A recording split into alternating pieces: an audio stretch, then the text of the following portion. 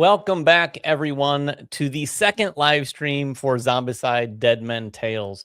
We have got a lot to talk about today. If you were with us last week, we were broadcasting from the FFG studios, the new home of Zombicide. Today, I am remote, as is our guests today. And like I said earlier, we've got a lot to talk about. We're going to dive deeper into day one campaign stuff, some of the content, and give you a little bit more detail there. We're going to touch on the comic books and the extras, the compatibility pack. We're also going to talk about the Plague Bearer RPG. And of course, probably what you tuned in for, the big reveals today. And today I have with me, again, Tiago. And this week, also Rebecca, the lead producer on Dead Men Tales. Welcome, Hello. both of you. How are you guys holding up? If after 2 days now, almost 48 hours of the campaign. Yeah, it always feels like a week. Rebecca, do you want to introduce yourself and let people know what you do as the lead producer? Yes. Hello, I'm Rebecca. I'm the lead producer for Dead Men Tales. So I'm the one who's behind the scenes, preparing all the product descriptions and doing the campaign updates, coordinating with graphics and artists and all that. Oh, and making the actual game, right? You are the Yes, and making the actual game. And eventually with I'll be the one who's with some designers and artists and all those, grunts. But yeah, long story short, Rebecca does everything, everybody, for Dead Men Tales. So a big round of applause for Rebecca. And also, we want to take a moment to thank all of you for all the enthusiasm and support thus far. As you know, the campaign launched on Wednesday, and we couldn't be more thrilled with how it's going. You've already unlocked a ton of the stretch goals, which we'll be talking about in a little bit more detail. Before we get that, though, we got to square some things here. We haven't talked about our favorite pirates. So, Rebecca, can you tell me, so far, anyway, of the ones who've been revealed, what is your favorite pirate survivor? Oh, there's so much more to reveal, and like my favorites are actually there. But for now, I would say it's the pirate ghost walkers. Well, you're cheating. That's not even a survivor. Yeah, they are pirates. You as pirates, not survivors. You wouldn't claim it. Okay. So we know that Rebecca's team zombie anyway. Yes.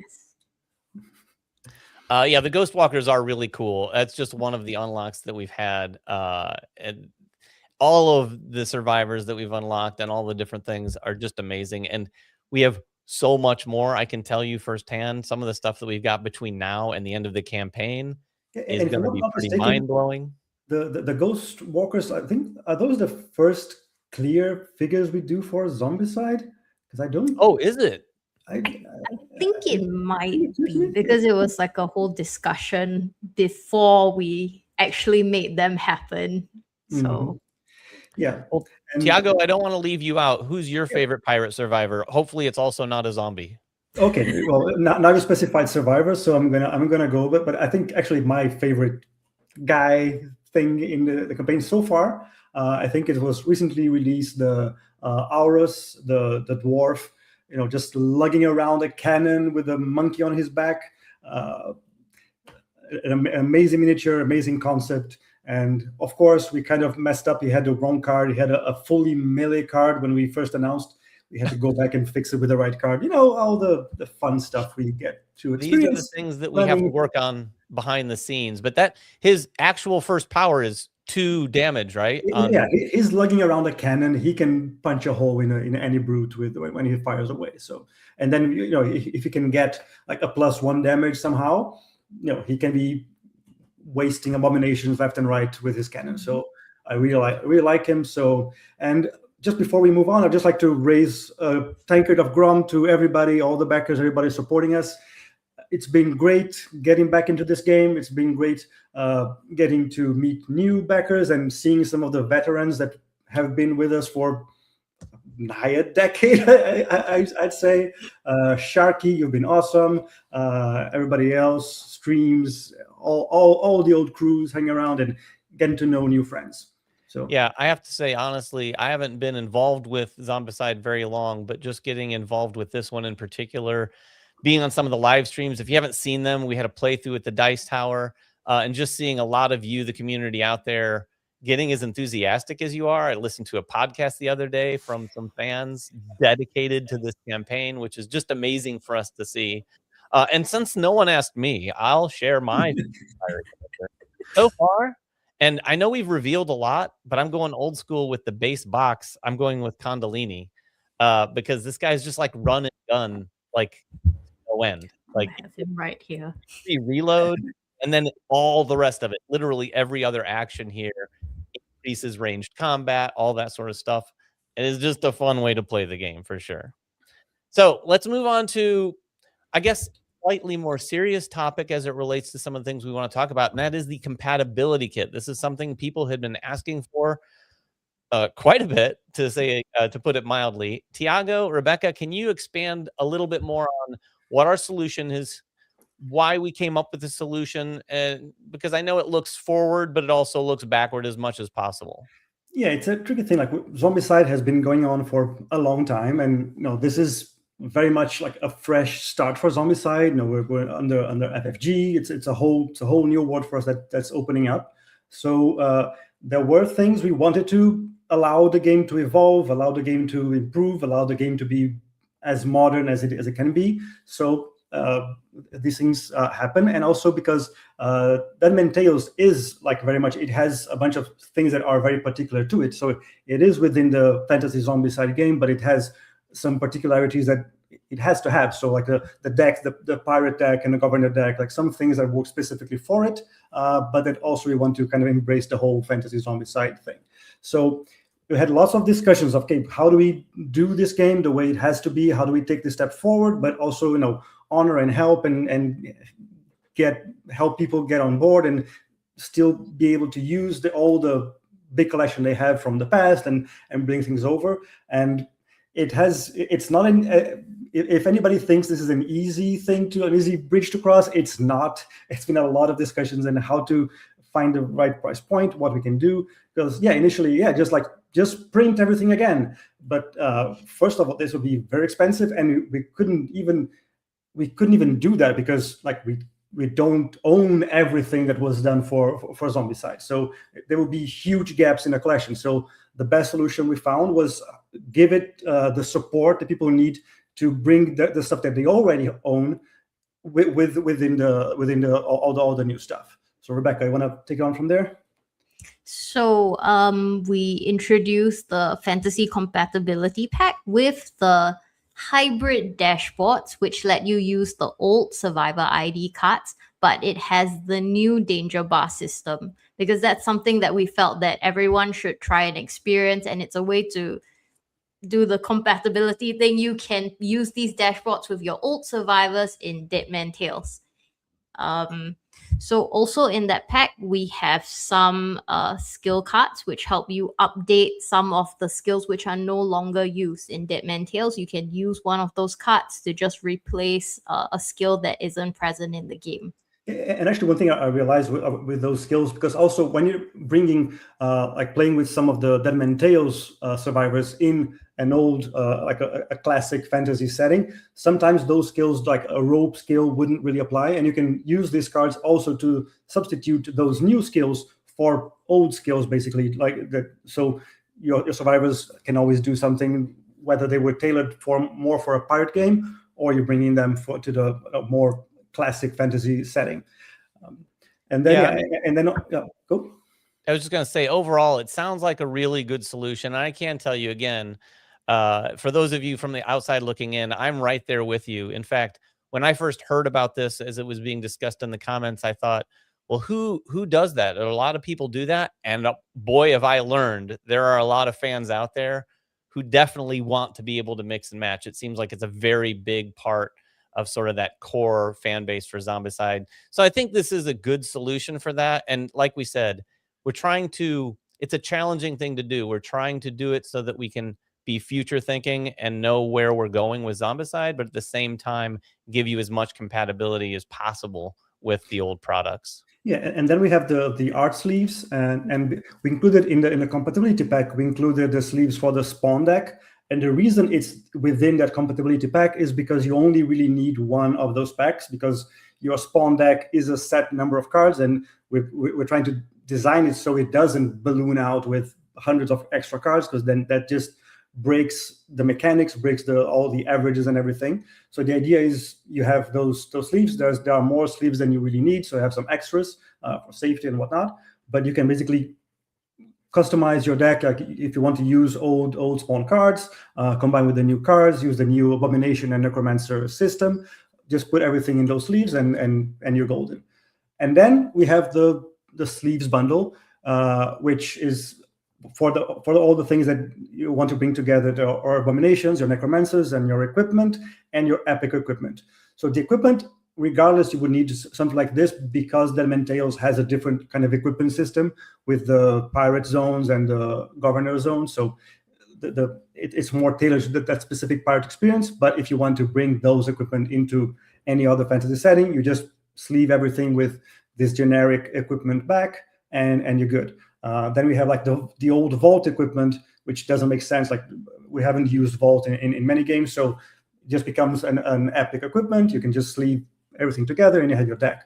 And then the Necromancers and Abominations just work together like that. So and the very important thing is, of course, whenever people see us like selling this thing to address this issue, there are concerns of, you're just trying to make a profit out of this. But if you look at the price that we set for these sleeves, like it's really not the case. Like we try, how low can we possibly go with this, just to supply people with a solution so they can bring everything together? Because we understand if you're only getting this base pledge, one pack is enough for you. If you have a larger collection, you might need 2, 3, 4, maybe up to 5 decks is the most you're going to need. And basically, we try to make one bundle solution, because if we try to give it everything piecemeal, we couldn't make this price. So people would, I know that if you buy a bunch of packs, you will end up with a few extras that you don't really need, but that will still be much cheaper than whatever we could do if we complicated the whole logistics and the production and raised the prices in order to cater to piecemeal, this customizing everything exactly. It's been a struggle to find the solution, and believe me, this is the best we could do, the best solution we could find to offer you a way to navigate these things. Yeah, long story short, we put in a lot of effort to come up with this solution, and it does give room for an evolution of where we want to go with Zombicide. And speaking of evolution, Rebecca was talking with me just last night about an element that we haven't really highlighted enough since we launched the campaign, and that is the Noble Hearts and Scallywags. Rebecca, can you tell everyone a little bit more about that? Yes, so I see some people asking in the comment section, like, what is this mechanic exactly? Because it features a little bit on the page, and it has since the pre-launch. So I just want to talk a little bit more about it. So the Noble Hearts and Scallywags are sort of an alignment that your crew has, depending on the choices that you make during your quest. So say you have a quest to escape the village, but maybe you pillage your way out of it. That would make you a scallywag. But maybe instead you decide to kill some abominations and necromancers along the way. So that will make you a noble heart. And these alignments will help you in your future quests. Like they give you a special effect in your future quest, be it a special, be it like extra weapons or maybe like a certain skill, that sort of thing. Yeah, so this, and correct me if I'm wrong, is this the first time we've had anything like this in a Zombicide? I would say yes. Yeah, because this is, and to be clear, this is not a campaign thing. It's just a mechanic that kind of helps you link one session to the next, brings you like, it informs like what you do in one game, informs a little bit what you gain on the next one, regardless of it being like directly connected. It's just your adventures as a pirate crew. There's a little bit more, like your decisions matter a little bit more. You can decide, oh, maybe we don't actually pillage that abomination because we want to have something else later on. So it just adds a little extra layer of storytelling to any kind of one-shot game. Yeah, I love it. No, I just want to add on, if you don't want to play consecutive games, you can just flip the token because it's double-sided like a coin. You flip it and see where you land. Let fate decide.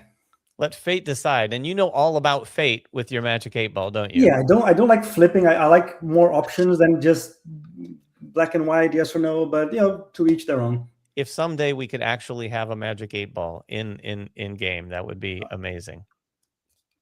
Maybe. Amazing. By the way, I'm not teasing anything, so settle down in the comments already. It does say better not tell you now, so maybe it is a tease. I don't know.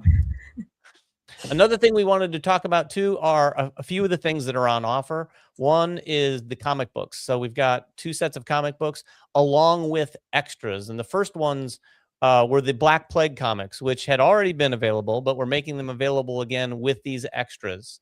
Tiago, do you want to share a little bit about these? Yeah, so a few years back, we did the Black Plague Volume 1 now, Road to Hell. And this so it's a comic book based on the fantasy Zombicide universe. A very nice story, amazing artists. It was a very cool project. And one very neat thing is when we did those comic books, we also made like a box of extras, bringing all those new characters, survivors, abominations, necromancers, into fantasy Zombicide with their miniatures and cards and everything. So it was very well received. People liked it, and that's it. So since then, we decided to create the second volume of it. So we created the Path of Oblivion book, which continues the story, continues the saga. And of course, likewise, we wanted to create the extras pack, bringing those new survivors and abominations into the game. So you can just continue the saga both on comic book form and on the board game. One thing that kind of people have been commenting about is the fact that because the Volume 2 extras is a brand new product, so it was made with Deadman Tales in mind. All the cards are like the new format and whatnot. The extras for Volume 1, we're just giving people a second chance to get like an old product. So we're just bringing back as it was with those classic cards and everything. But kind of seeing the feedback from people on the comment section, I think we've kind of decided that we can, in this case, because this is the Black Plague comic book and it is a continuation, a 2-part thing. In order to make it more cohesive, we're going to actually add to Volume 1. We're going to add like the new versions of cards, so that people who are just getting into the game right now, they don't need anything else just to play with the content of that box. So it will have the new Survivor ID cards and new Abomination cards. And likewise on the extras Volume 2, we're going to add like the kind of old versions of these cards, like old ID cards and the Abomination spawn cards. Just so within that duology, like everything is kind of consistent. And then the other comics pack is the Company of Gallows. So we have some visuals of that as well. And this is all new, right, Tiago? Yeah, so this is a brand new thing. It's a very cool thing. So Company of the Gallows, for those who don't know, is based on a classic Italian comic book, Compagnia della Forca, very beloved kind of fantasy storyline, which we actually did something Zombicide related with them before. We had a pack of characters from like the original comic book just made for Zombicide, but that was a very, very limited thing just for a modern affair. But here what we decided to do was really bring Company of the Gallows into Zombicide. So these 2 books is one single story divided into 2 chapters. They are really brought into the Zombicide universe and the style. So all the characters are reimagined within more the Zombicide format, and exploring, kind of mixing the classic lore of Compagnia della Forca with Zombicide. And then, of course, the fun thing is bringing all these characters in these new forms in an extras pack with lots of cool, very different survivors and necromancers and abominations and all that good stuff. And yeah, because this is a brand new standalone thing, yeah, it has all the latest versions of the cards and whatnot. And I want to take a moment to point out, I see in the comments some people thanking Rebecca for all sorts of things in the past, but I want to thank her for pointing out to me last night, and I want to point this out to everybody. If you haven't really thoroughly looked through the campaign page, you've probably been to a lot of campaigns. When you click on an add-on, sometimes there's a 1 or 2 sentence description. if you really dig into our campaign, particularly on these, some of the unlocks and stretch goals that we've had, you're going to see a lot of information on these things. They're literally like mini campaign pages in and of themselves. So Rebecca, what was like, how much work was all of that? It took quite some time. It's very taxing on both graphics and me, I guess, because I have to write everything.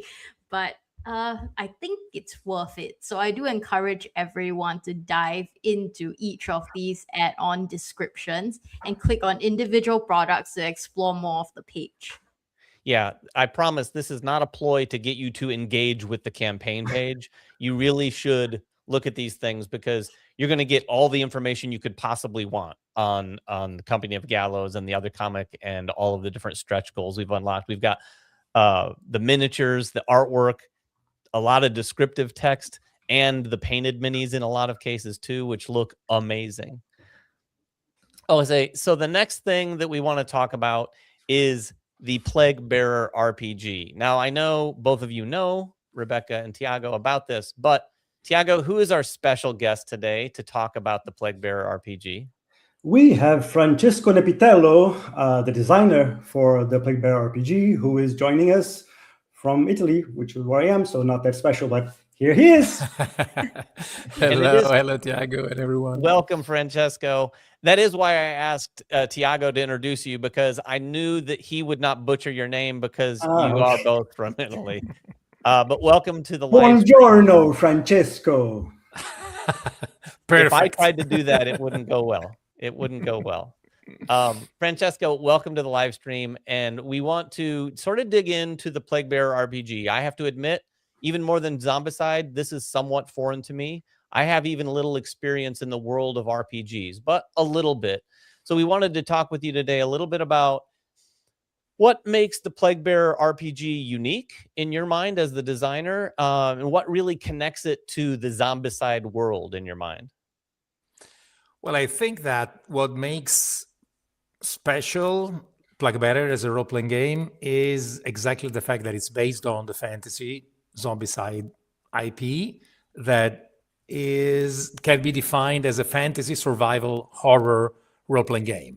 So it's different from your usual fantasy RPG where you fight monsters and look for treasure and so on. In this case, you have all the fantasy tropes for a typical fantasy role-playing game, plus all the survival part, where of course there's a black plague, a zombie apocalypse going on, and you have to survive that first. So I think that that's the main thing, and this is built into the mechanics of the game. And of course, what you need to survive the zombie apocalypse are those things that in the board game are called skills, that in the RPG are called talents, because there's a whole lingo in role-playing games where skills usually are used to define something specific that is not a special ability. So in our case, the special abilities are called talents, and that's what makes Plague Bearer interesting. You can see it from the bottom left box. Those are talents that are typical to each type of character. We have a number of archetypes, and those talents are unlocked typically during the same game session. So you have a sort of a short-term leveling up that is more interesting than your usual long-term leveling up. So you can look forward your character to get better as he is or she is facing difficulties during the same game session you started with. And that's something that, of course, we took from the main mechanics of Zombicide, where you have lots of abilities that get unlocked during the game. That's interesting. Would you say that because of that, does this system lend itself maybe more to a one-shot experience than other RPG systems? Definitely, yes. It works very well from the point of view of a one-shot, because you can have a very good taste of what a character is capable of in a short term. But of course, we built in other things to make you interested in the long term, and especially the fact that you develop your whole group, especially, for example, establishing a stronghold that is your headquarter, your base of operation. let's say that you find a ruined watchtower someplace and you get rid of all the undead around it, and you decide that it can be a good place to stay, and you can stay there and develop the place, add stuff to it, like a source of clean water or fresh food and so on, to get better and better and face more challenging quests after that. Oh, that's cool. So it kind of creates your own hub, if you will, that you can go back to over and over. Exactly. And of course, being a survival horror thing, there's always the chance that you will have to defend it or maybe even lose it and then find another one. Interesting. The other thing that I noticed about when I was looking through all the assets we have, and on the campaign page, you can see the maps. Obviously, these are the kind of things that RPG players drool over. I'm not even an RPG player, and I drool over it because it just seems like they immerse you that much more into the world. Who are we working with on these maps? Because they are gorgeous. Yeah, we were lucky to work with two real talents. One is Francesca Bayrald, and the other one is Nicola Fructus. Both of them are exceptionally talented and experienced. Francesca's worked with everyone in the RPG and board game market, and Nicola Fructus also did, but he was less known because, for example, he worked on he created a lot of tiles for games like Death May Die and Zombicide and other board games. Yeah. But he's a total madman. He even if he wasn't working for some company to draw maps, he would be drawing maps anyway. In fact, if you look him up, he has a huge website with lots of maps that he just drew for his own enjoyment. Yeah, and I think these maps really bring all the immersion of the theme, like seeing those cities and those encampments and all that. And of course, these maps, they are featured in the book itself, like in a small print. But with the offering during the campaign, we were bringing lots of exclusive extras to the RPG bundle. So backers getting it in the campaign will get all these maps in large size, as well as character sheets and extra cards that help with your gameplay, with references to equipment and initiative and everything else. So, and everything packed in a nice hard sleeve. So you have all your collection with the Game Master screen, everything in one nice little bundle. Yeah, well, all those things all the things you see on the image, on the picture, are really what we did to make the game really accessible. As you can see, the character sheet is quite simple. It's something that is easily readable. We have cards to let you play the game without taking too many notes. And the maps, of course, are something that just bring you in the game in no time. Yeah, I think it's a great way. If you've never gotten into RPGs, or if it's something that you've wanted to, like that's where I'm at, and you love Zombicide, definitely a good stepping stone. And I don't think it's going to be something that feels terribly overwhelming. Like Francesco just said, it's quite accessible. And in fact, if you want to see it played, Francesco, you recorded a playthrough with Helena and Guile recently, right? Yes, we did. And you will see that it went well from the point of view of showcasing a survival horror role-playing game. I won't spoil you about the content, but you will see what I mean by watching Did the survivors survive? Yeah, no spoilers. But we actually have that recording, and we'll be posting that sometime probably early next week for everyone to take a look at it if you want to see how it plays. Francesco ran it along with Helena, who will be joining us and is behind the scenes right now, by the way, putting all these graphics up, as well as Guile, who's on the team.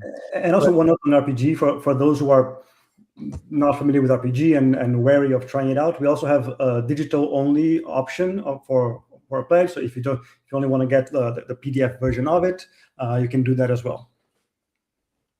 Right. Yeah. So Francesco, thanks again for dialing in. We know you have to go. So thanks for joining us to tell us about this. And if you have any more questions about the RPG, everybody, join us in the comments here on this video or over on the campaign page, which is the best place to ask us. And we can try to get more answers for you if you're interested. Thanks a lot, Francesco. Arrivederci. Arrivederci. Thank you very much. Bye-bye. So, Tiago, Rebecca, this is the time where, should we just say goodbye and that be done? You could be done today. I think I've had enough. I don't think anyone wants to know or see anything else, right? No, I am kidding. Now is the time where we're going to have some big reveals. We're really excited to dig into this and tell you more about the first expansion, and we have the trailer for you right now.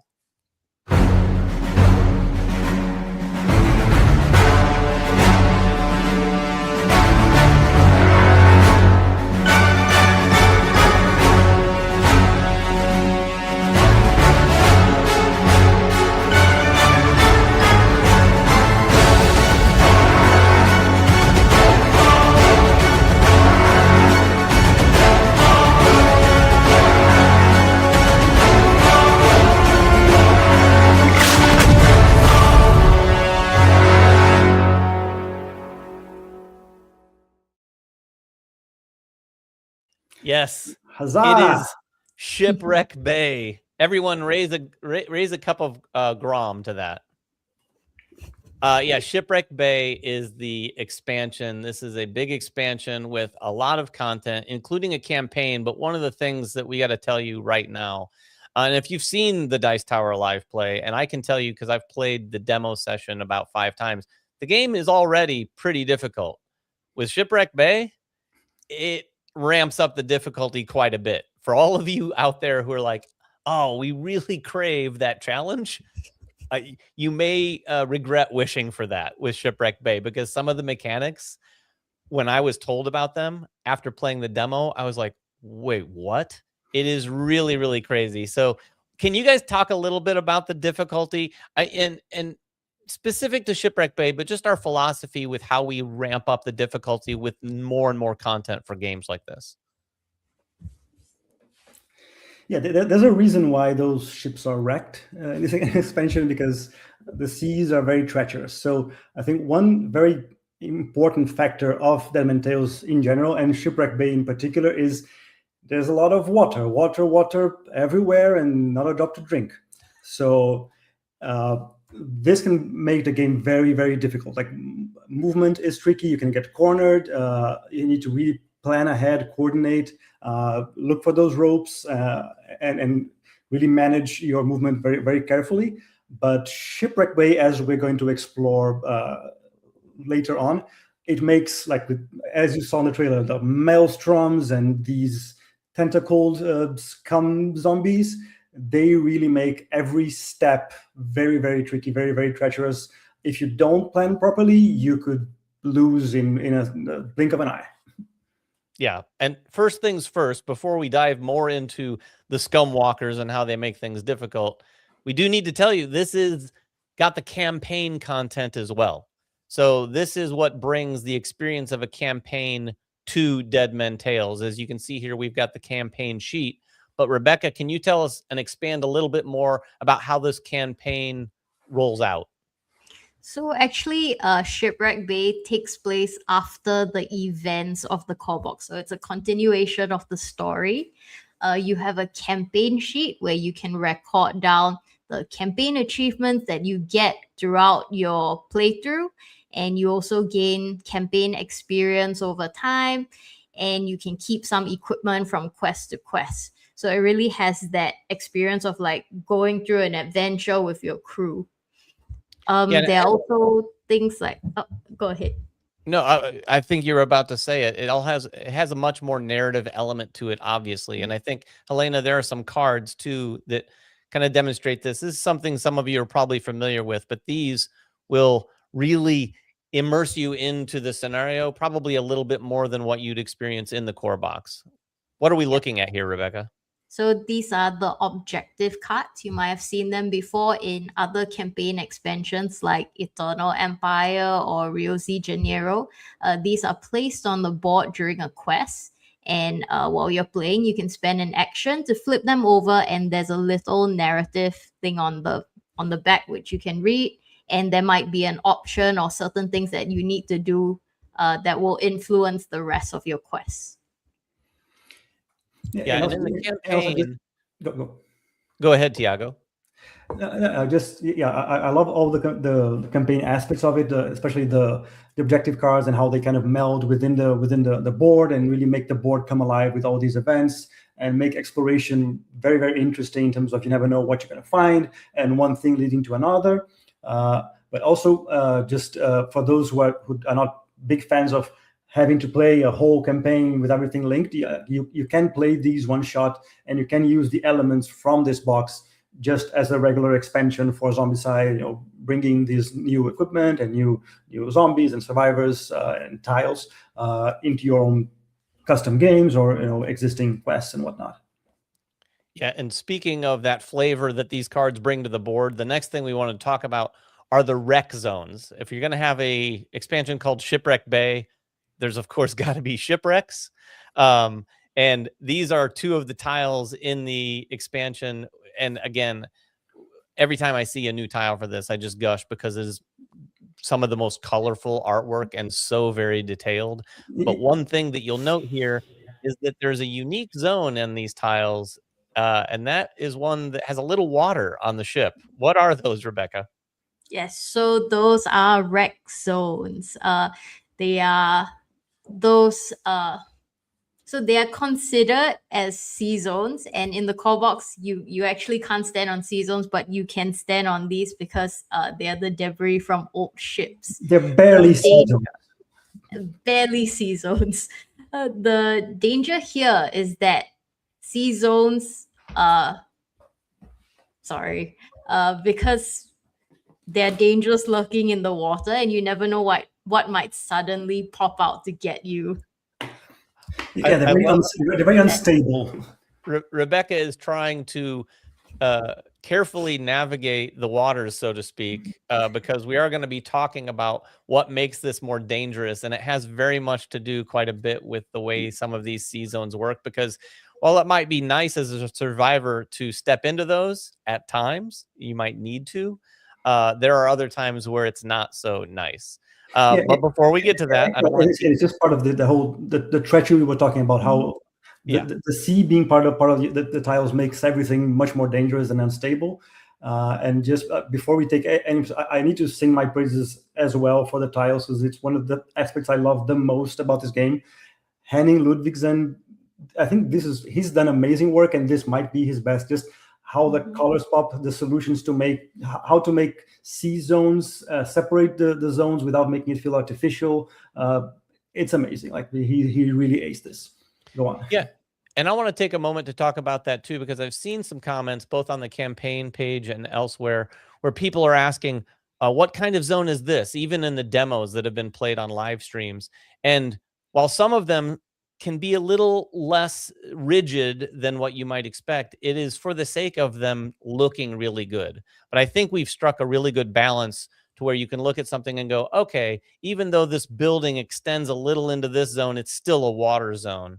But we will also be getting in there to answer all those questions, because I love those rules questions. That is kind of where my heart is as well, figuring all that out.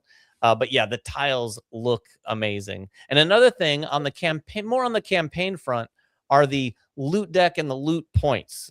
These are cards that when I saw this asset, I wasn't exactly sure how it worked. But Rebecca, can you tell us what we're looking at here? Because you're not necessarily picking these up while you play, right?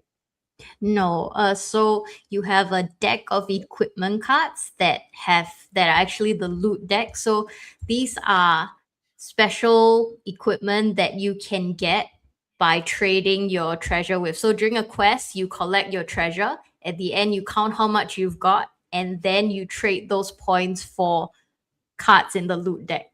So you can see the loot card actually has like a little shiny coin at the corner showing the loot points that you need to trade for this card. And then you can take this equipment and use it in your next quest. So you're kind of using the treasure that you got from one quest in another. Yeah, so pirates collecting treasure and then trading for loot is very on point. Yeah, of course. Thematic for sure. But just so I understand and everyone else understands how that works, Rebecca, the things that you're collecting during one scenario aren't carried over to the next scenario, but you can trade them in for things like this so that you can have a leg up, right? So what you collect is points from the treasure that you get. You change the treasure for points, and then you trade the points for these equipment. And you can pick any equipment you want from the loot deck. You're not like drawing off the top to see what you get. So that's nice. That's exciting. I imagine there'll be some groups at the table who are fighting over the loot deck between scenarios to see who can get what first.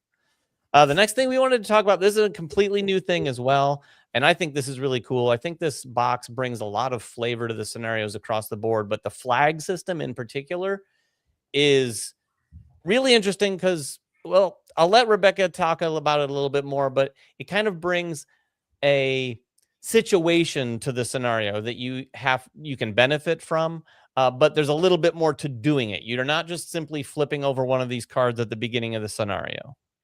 So hoist the colors. Yeah, hoist the colors. So this is a deck of cards. This is a deck of 10 cards with different skills on the back. First, to use these cards, the captain of the crew needs to spend an action to hoist the flag and hoist the colors. So you can use this. So survivors will be able to use the skill on the back once during their turns. Yeah, the idea is you have your captain, hoisting the colors, getting your crew riled up, and then everybody benefits from this ongoing effect while that banner, while that flag is up. And then during the course of the game, you can get new flags and swap it. So like using the right flag at the right time can really change the tides of the game. And sometimes you don't get the right flag that you need for the right moment. But like adding this dynamic really helps try to mitigate some of the, like we said, extreme dangers and difficulties of this expansion. So working with the flags, having the captain, raise your colors in the right time, can really save everybody's skin. Yeah, as a not so great player in general, I can say when things ratchet up the difficulty, I always appreciate when we have things that also kind of bring balance back to that to some degree. So I appreciate something like the flags for sure. But again, as we alluded to, the difficulty in this is what it's all about. And that revolves around a lot of things that we bring into this. But the maelstroms, the scumwalkers, and the new abominations are really, really what Rebecca was trying to get around when we were talking about those water zones earlier. Rebecca, tell everyone exactly how these work. Okay, so in Shipwreck Bay, the main abomination is the scum abomination. He spawns from the abomination maelstrom, the one with the tentacles, and after that he summons a wave of scum walkers to follow after him. Whenever he's on the board, scum walkers will keep spawning from these maelstroms. And the most dangerous thing about when they spawn is that they get a free extra activation and they can cross the sea zones freely. So it's really dangerous to stand in a wreck zone because there's water there and they can get there really fast if you're not careful. Yeah, in fact, they can get there almost immediately because when Rebecca says that they move through the water freely, it's effectively like a teleportation through the water, right? Yes. So they might spawn at one side of the board, and if they have a free lane of water all the way to you standing on one of those shipwreck zones, they're going to pop up and be there immediately, which is crazy. Yes, standing close to the water is very dangerous, and sometimes you're knee deep in water, so you need to be careful. And again, careful with your movement, careful where everybody goes. Plan as a group how to move and how to navigate these treacheries. And if you notice, like the wreck zones usually have like the X on them, which is where the treasure is placed. So How nasty. risk versus reward, you need to weigh the options. Oh, you mean that wasn't coincidence that was placed there? Yeah, I haven't played with this yet.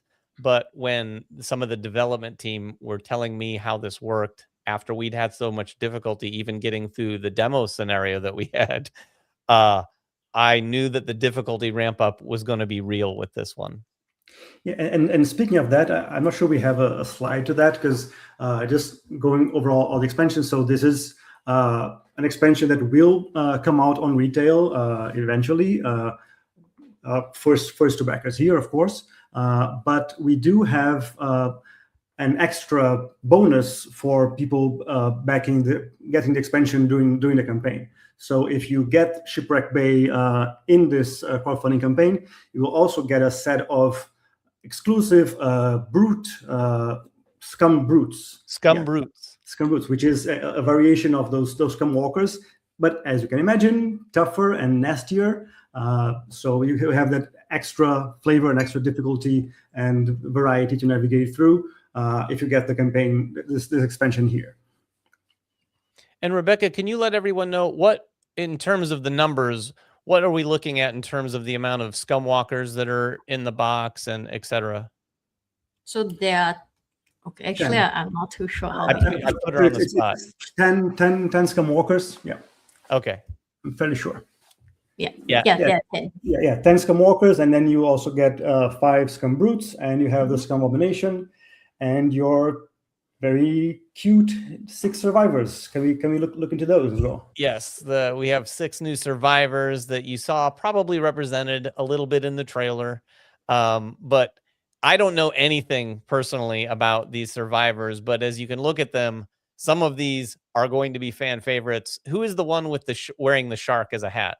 So that is my maybe my new favorite. I'm sorry, Alvarez, but this might take the cake. This is Gromton. So like an orc to my own heart. So he's an orc survivor. He loves Grom and he wears a shark. Like what else do you need? Are you not entertained? And then besides that, you have a very varied crew here. So you have an orc, you have a dwarf, you have a goblin, you have an elf, and you have 2 humans. So a very, very diverse band of mischiefs. Yeah, and I think the one on the lower left there, what's her name? I don't remember everybody's name. I know. Excuse me? Yeah, she was. I want to thank some eagle-eyed viewers out there. This is the first time we put some of this art in the thumbnail before the live stream. I had to wrestle Tiago to the ground to allow us to do that. It's not in my way. And just that's a joke because I could never wrestle Tiago to the ground. But yeah, thanks for the eagle-eyed viewers who are looking at that thumbnail and digging through it and trying to guess at what was going to happen in this. Hopefully, I think some of those guesses were right. But yeah, you did get your first peek at one of the survivors, and people were talking about the tentacles and whatnot. But yeah, the difficulty here is real. It has those tiles. It has the Maelstrom tokens. It's really going to change up the game for sure. And of course, the campaign overall. Is there anything else about the campaign mode, Rebecca, that you wanted to talk about? How long is it? It's 10 quests long as usual, and depending on your alignment, that might also affect the outcome that you have at the end of the campaign. The whole alignment system plays an even bigger part in the campaign expansion. Like the whole scallywags and noble hearts system really ramps up when you're playing a campaign. Well, I'm sure that a lot of you have a lot of questions after seeing the trailer, after hearing a lot of what we've talked about today. And again, we have Helena coming in with some of the questions because not only has she been managing this entire stream, by the way, big round of applause for Helena. She has been surfing the comments to try to get some questions that we can all try to answer here for you toward the end. Helena, you want to come on? Yeah. Hi. Hello. You know what? We can actually have a real, this is going to sound really self-serving, but we can have a real round of applause. Did you give yourself a round of applause? Come on. How could you wait until now to do that? I've said so many things that I think you could have used that button on. We'll line it up for the next one, I promise. So what's been going on in the comments? What kind of questions do we want to answer? Plenty in the comments. If you guys want to ask more questions right now, I'll pick some up, but I have some that I picked up from GameFound or other comments in social media over the course of the week. So I'll just ask away. Is there any difference between stretch goals and castaway rewards? So we haven't talked about the castaway rewards, have we? Yes, we have not. Rebecca, should you? You can go ahead. Okay, I'll go ahead. I was trying to be a gentleman. Yeah, so they are different. So the Castaway rewards is a way that we wanted to basically guarantee that every other day we are going to unlock something new for the campaign. So the idea is one day a bottle shows up on our shores and we open it up and there's a message there. And what happened is apparently there was this mother of a storm that opened rifts within the worlds, and things have been cast away from other universes, whatever, into our little Zombicide world. And so we found this message, and then we chart our course and try to find out who that can be. And that takes us on the next day to unlocking someone. And on the second day of the campaign, we unlocked Bartholomew Roberts, who I've since changed his name to the more cool and well-known moniker of Black Bart. So he's an actual historical Welsh pirate, and then which we wanted to bring into our Dead Men Tales. So over the course of the campaign, I think we have just, when the live stream started, we opened up another bottle, giving hints to someone else, and then we're going to set our course to rescue them, and then tomorrow we'll see who that person is. I've seen people analyzing the hints, and some people got it right in terms of all the historical facts about these well-known pirates. If you do some study, you can find out who it is. But these are like very cool additions to the game, bringing a different flavor. And yeah, it's a guaranteed 11 unlocks until the end of the campaign. So every other day something new is coming. And meanwhile, we have our stretch goals being unlocked as the funding progresses, with new survivors, new zombie types with the ghost walkers, new abominations. We even started with some cards to bring special zombies from past editions. And I need more Grom. Take a sip of Grom. You've been talking a long time.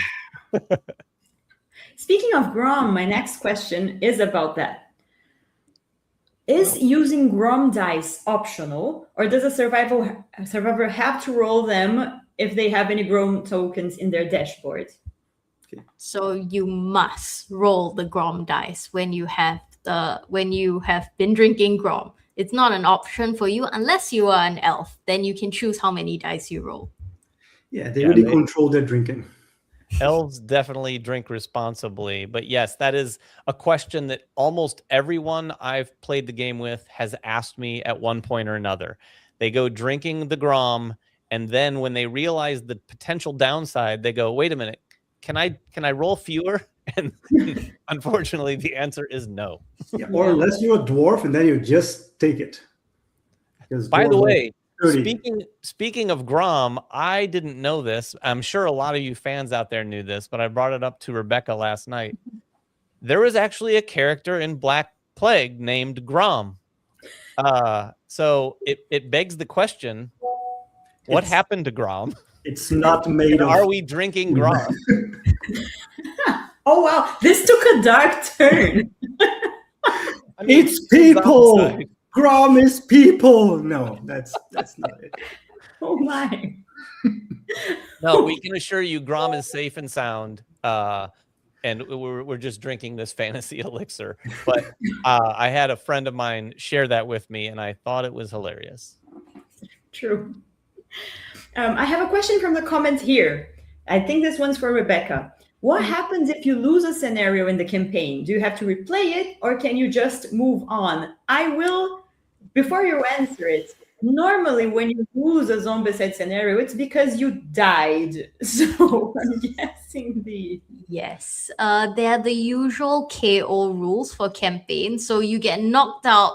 You don't die immediately. You just get knocked out, and the rest of your party can save you from your death. If they manage to carry you away and finish the quest successfully, you're still alive. But if they leave you, the quest fails, and you thematically you should choose a different survivor to play in the quest again. Yeah.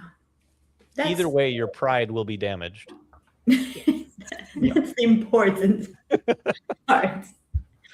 And for my final question, will the stretch goals fit in the core box, or will they have a separate box? Or, and this is an addition from me, will we ship the stretch goals to people in a plastic bag? We'll In ship them a bottle. We'll ship them in a bottle. That'll be good. We just Yep. cork it and throw it in the sea, and hopefully it will make its way to all the backers. No, there's no way we can fit. Well, I don't know. If we don't unlock anything else, maybe we find some space and we can put it in the core box.